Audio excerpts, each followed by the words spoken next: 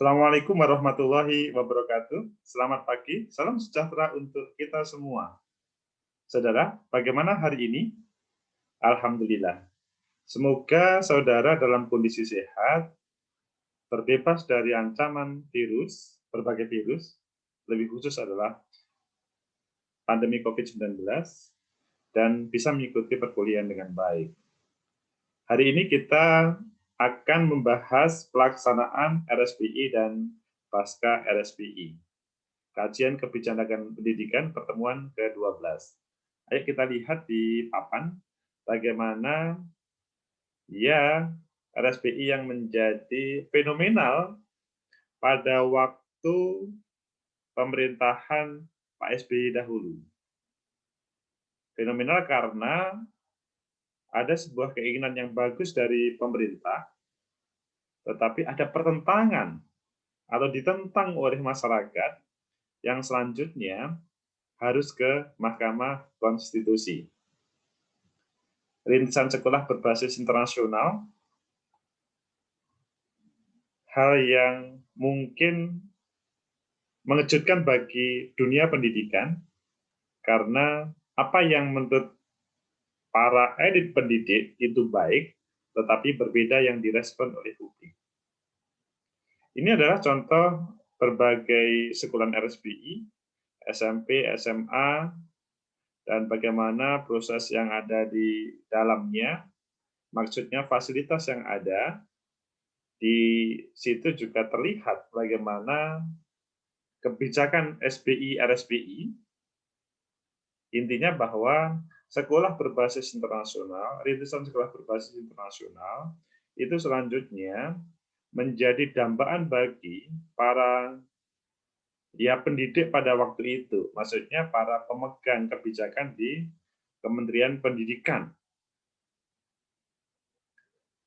Dan relatif seluruh daerah merespon secara langsung, maksudnya menampilkan RSPI meskipun tidak semua sekolahan. Ini adalah contoh foto bagaimana suasananya yang menyenangkan, tetapi bagaimana suasana yang menyenangkan dan sangat idealis menurut para pejabat pendidikan, khususnya Pak Menteri waktu itu, kemudian bagaimana suasana di lapangan. Ayo kita lihat, nah, ini terjadi penolakan. Ini ada kalimat bubarkan RSPI dari DPPF GII. Ini RSPI mencetak orang tua mau pintar kok RSPI. Ini sebuah kasta baru, pendidikan harus adil dan berkualitas. Bubarkan RSPI. Ini adalah rumah si kaya dan bukan untuk si miskin. Itu adalah beberapa poster yang ditampilkan oleh yang menolak RSPI. Intinya bahwa RSPI, rintisan sekolah berbasis internasional, yang menurut para elit pendidik pada waktu itu sangat bagus, direspon berbeda. Yang waktu itu adalah dia produk dari Undang-Undang Pendidikan. Sehingga hanya satu kata, kalau pengen mengubah adalah ya di Mahkamah Konstitusi. Ayo kita lihat bagaimana suasana Mahkamah Konstitusi. Inilah kita langsung ke Mahkamah Konstitusi karena kita sudah memahami bahwa apa yang menjadi protes ini berbeda dengan apa yang menjadi idealis dari kebijakan. Kebijakan berbeda dengan respon. Tentunya ini adalah respon publik, ya baik orang tua ataupun para pendidik ataupun siswa itu sendiri. Kalau ini adalah pelaksana dari RSPI yang mereka sangat bangga ketika sekolahnya itu mempunyai label RSPI atau SBI. Putusan Mahkamah Konstitusi ini langsung, Mahkamah Konstitusi membubarkan rintisan sekolah bertaraf internasional. Tadi kan saya ngomong berbasis bertaraf internasional pada sekolah-sekolah pemerintah. Pembubaran ini disampaikan MK dalam sidang putusan pembatalan pasal 350 ayat 3 Undang-Undang Nomor 20 Tahun 2003 tentang Sistem Pendidikan Nasional di Gedung MK Jakarta pada tanggal 8 Januari 2013. Sebuah sejarah yang mungkin bagi para pengambil kebijakan, tanggal ini adalah tanggal yang kelam, Tetapi bagi para orang tua atau siswa, ini adalah yang bagus. Kok begitu? Kok ada perbedaan? Disinilah pentingnya kita mengkaji. Jadi kajian kebijakan pendidikan itu mengkaji bagaimana hal yang baik menurut negara itu berbeda menurut persepsi publik. Dan yang bisa memutuskan adalah Mahkamah Konstitusi. Jadi kalau saudara mempunyai pandangan berbeda dengan negara atau para pengambil kebijakan di dunia pendidikan, dan perbedaan itu sangat terkait dengan ya kebijakan yang umum apapun, pada kesempatan ini kita berbicara tentang pendidikan, itu tercantum dalam Undang-Undang 20 2003 pasal 50, maka judicial review atau mencari keadilan untuk setuju atau tidak setuju adalah di Mahkamah Konstitusi. Kalau hanya peraturan menteri maka cukup di Mahkamah Agung. Tetapi kalau berbicara terkait dengan ya undang-undang maka di Mahkamah Konstitusi. Prof. Mahfud MD pada waktu itu menjadi ketuanya, ketua MK pada waktu pembubaran ini. Dalam putusannya, MK menyatakan pasal yang mengatur RSBI atau SBI berada di sekolah-sekolah pemerintah bertentangan dengan Undang-Undang Dasar 45 dan tidak mempunyai kekuatan hukum mengikat. Maksudnya bahwa Mahkamah Konstitusi itu membuat garis terkait dengan semua undang-undang itu tidak boleh bertentangan dengan Undang-Undang Dasar kita, yaitu Undang-Undang Dasar 1945.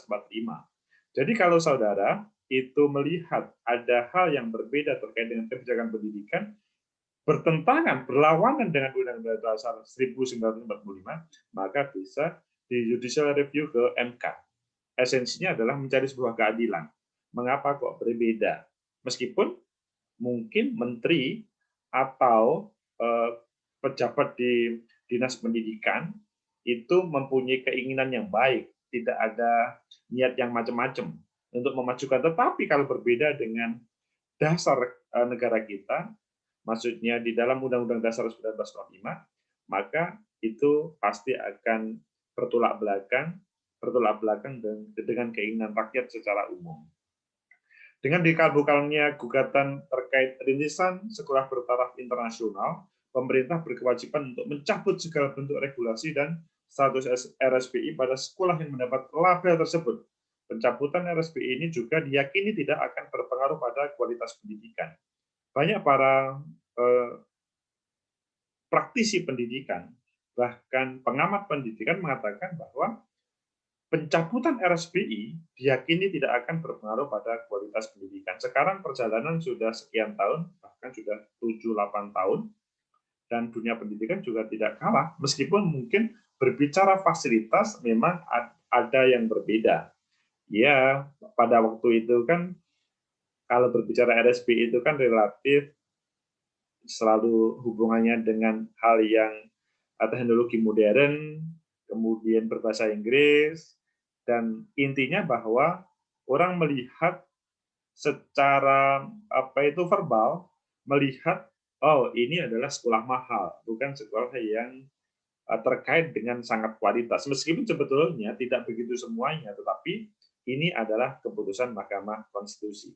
Tetapi pencabutan RSBI diyakini tidak akan berpengaruh pada kualitas pendidikan. Ini adalah komentar para pengamat pada waktu atau para pemangku kebijakan pada waktu 2013.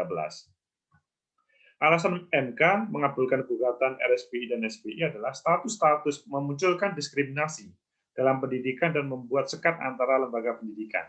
Penggolongan kasta dalam sekolah seperti SBI, RSBI, dan sekolah reguler itu bentuk diskriminatif dan bertentangan dengan konstitusi. Saudara pasti merasakan, pada waktu itu mungkin saudara ada yang masih SMP, atau mungkin SMA, ataupun lainnya. Dan pada waktu itu juga sudah ada RSBI atau SBI. Disinilah yang dikatakan diskriminatif. Mungkin apa yang saudara rasakan perlu dituangkan di sini. Apakah betul memang ada diskriminatif, kemudian oleh MK dikatakan itulah yang selanjutnya bertentangan dengan konstitusi. RSBI yang sudah ada kembali menjadi sekolah biasa, pungutan karena sistem RSBI harus dibatalkan. Pasalnya, pungutan tersebut merupakan bentuk ketidakadilan terhadap hak untuk memberi pendidikan yang setara. Itulah kata-kata yang menjadi pasal atau alasan-alasan kemudian untuk harus menyamaratakan proses dunia pendidikan kita.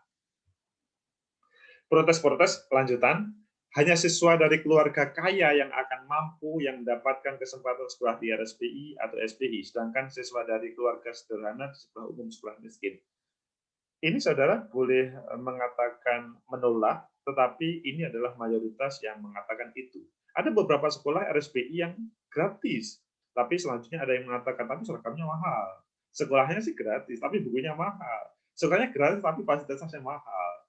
Itu mungkin terjadi, tetapi sekali lagi, ini semua adalah sebuah hasanah yang perlu kita diskusikan.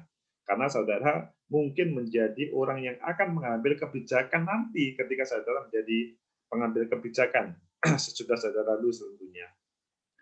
Penekanan bahasa Inggris bagi siswa di sekolah RSBI atau SBI dinilai sebagai bentuk pengkhianat terhadap Sumpah Pemuda tahun 1928. Hari ini memang mungkin menjadi protes mereka ya karena berbahasa Inggris. Meskipun sebetulnya kata Pak Menteri berbeda, bukan begitu maksudnya. Ini kan hanya alibi saja, tapi bahwa ini adalah yang kita tampilkan tentang protes. Saudara menerima atau tidak, yang pasti ini adalah salah satu alasan yang diproteskan. Bahasa Indonesia hanya dipergunakan di mata pelajaran bahasa Indonesia, pendidikan agama, pendidikan kewarganegaraan, pendidikan sejarah, dan muatan lokal di RSBI SBI, maka keberadaan RSBI atau SBI secara sengaja mengabaikan peranan bahasa Indonesia yang bertentangan dengan pasal 36 Undang-Undang 45 yang menyebutkan bahasa negara adalah bahasa Indonesia. Meskipun ini juga mungkin terlalu berlebih tentang protes ini. Karena bagaimanapun kalau kita berbicara dunia internasional, kita kan hidup itu kan tidak hanya Indonesia sendiri ya, tetapi akan ke dunia global. Kedepannya maka harus sudah fluent dengan bahasa Inggris tentunya. Tapi sekali lagi, ini adalah protes yang saudara menerima atau tidak, yang pasti tidak ada protes dan dijadikan alasan pada waktu di Mahkamah Konstitusi. Dengan dikabulkannya uji materi tersebut, RSBI dikabulkan oleh MK dalam pembacaan amar putusan Ketua MK Prof. Mahfud MD pasal 50 ayat 3 Undang-Undang Nomor 20 2003 tentang Sisdiknas bertentangan Undang-Undang 45 dan tidak memiliki kekuatan hukum yang mengikat. Ini yang selanjutnya. Jadi Undang-Undang 20 2003 pasal 50 ayat 3 dibatalkan oleh MK karena bertentangan dengan Undang-Undang Dasar 45. Itu keputusan Mahkamah Konstitusi. RSBI dihapus tak ada alasan kualitas pendidikan turun. Ini sebuah motivasi. Motivasi bagi seluruh para pemangku kepentingan atau kebijakan di dunia pendidikan. Dengan dikabulkan gugatan terkait RSBI, pemerintah berkewajiban untuk mencabut segala bentuk regulasi dan status RSBI pada sekolah yang mendapat label tersebut. Pencabutan RSBI ini juga diyakini tidak akan berpengaruh pada kualitas pendidikan. Sebagaimana kita jelaskan pada awal tadi, para pengamat juga mengatakan begitu, MK pun juga mengatakan begitu. Meskipun memang, iya, pada waktu 2013 tanggal 8 bulan 1 itu, trial, apakah betul, meskipun keyakinannya MK seperti itu. Ini adalah Pak Menteri pada waktu itu, Mendiknas, Pak Muhammad Nuh, Menteri Pendidikan dan Kebudayaan, M. Nuh menyesalkan putusan MK yang menghapus rintisan sekolah bertaraf internasional dan sekolah bertaraf internasional. Menurutnya program tersebut dapat memajukan dunia pendidikan di tanah air, menurut Pak Menteri. Meskipun, sekali lagi, ini adalah penyesalan yang tidak bisa mengubah putusan MK. Menteri meskipun mempunyai jabatan, dia pembantu presiden, tidak bisa mengubah putusan MK. Kalau ada sekolah yang top, yaitu sekolah bertaraf internasional, kata Pak Nuh. Mungkin pada waktu itu pembuat undang-undang tidak memahami sekolah yang top itu seperti apa. Tapi anehnya, kok nggak boleh untuk memajukan pendidikan bangsa. Padahal kita ingin membuat sekolah yang top. Saya memang bukan ahli hukum, tapi saya rasa kita terbentur antara cita-cita yang tidak sesuai dengan realitas. Itu adalah apa yang disampaikan Pak Menteri terkait dengan putusan Mahkamah Konstitusi. Jadi, idealitas menurut Menteri, Pak Nuh, Menteri Pendidikan, itu berbeda dengan apa yang menjadi respon publik yang seharusnya, yang selanjutnya, Mahkamah Konstitusi memutuskan untuk, yaitu tadi, memutuskan membatalkan. Pelajaran yang bisa berarti yaitu kualitas saja tidak cukup. Jadi, saudara-saudara, berbicara kajian kebijakan pendidikan pada saat ini, kalau saudara sebagai pengambil kebijakan nanti ngomong dunia pendidikan, pendidikan harus bagus, bla bla bla bla bla begitu, yang selanjutnya membuat masyarakat atau para anak didik atau orang tua itu kemudian merasa keberatan dan lain sebagainya, maka hal itu tentunya akan direspon berbeda dengan oleh masyarakat atau publik itu. Idealitas menurut pemerintah atau saudara sebagai pengambil kebijakan itu tidak cukup. Konstitusi dan regulasi menjadi referensi. Jadi, kalau mengambil sebuah kebijakan harus mendasarkan pada pertama, Undang-Undang Dasar 1945. Tidak boleh konstitusi dan regulasi itu kemudian tidak membackup terkait dengan kualitas yang saudara putuskan untuk pengembangan dunia pendidikan saudara. Maksudnya mungkin saudara menjadi menteri, menjadi kepala daerah atau kepala dinas pendidikan di provinsi atau di kabupaten kota harus berdasarkan pada konstitusi dan regulasi.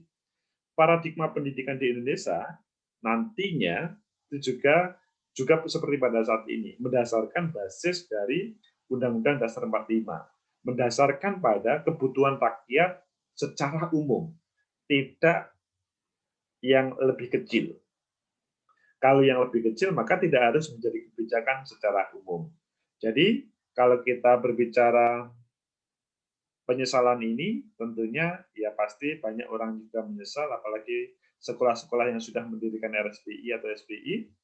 Tetapi apapun yang disampaikan oleh yang diputuskan oleh Prof. Mahfud MD harus dilaksanakan. Ini adalah merupakan hal penolakan ini merupakan hal yang perlu saudara sadari. Setiap kepala manusia itu berbeda, sehingga idealitas itu kemudian berlawanan terhadap apa yang menjadi apa itu yang dilihat, yang direspon atau yang dievaluasi oleh publik. Sehingga berbicara itu semuanya, maka paradigma pendidikan di Indonesia ketika saudara menjadi pengambil kebijakan harus bisa bersinergi dengan seluruh masyarakat kita. Intinya, seluruh masyarakat kita juga harus mendasarkan pada konstitusi dan regulasi dalam dunia pendidikan. Itulah terkait dengan ya sebuah idealitas dari negara kita, maksudnya dari pengambil kebijakan di negeri ini, niatnya baik, membangun dunia pendidikan dengan ya bertaraf internasional, tidak cukup hanya namanya, tetapi pada prakteknya. Tetapi belum semua masyarakat bisa menerima, bahkan menampilkan Undang-Undang Dasar 45 yang kata para pemohon di Mahkamah Konstitusi itu berbeda dengan apa yang diputuskan pemerintah tentang RSBI itu sendiri. Sehingga nantinya semoga ini tidak terulang ketika menghadirkan sekolah yang baik, sekolah yang ideal menurut saudara sebagai pengambil kebijakan, semoga tidak terulang dan kemudian bisa diterima oleh masyarakat secara umum. Semoga ada manfaat, semoga bisa menjadi referensi saudara mengembangkan kajian kebijakan pendidikan, lebih khusus sebagai modal saudara di dalam ya nantinya saudara akan menjadi tokoh dalam dunia pendidikan. Ketemu minggu depan. Assalamualaikum warahmatullahi wabarakatuh.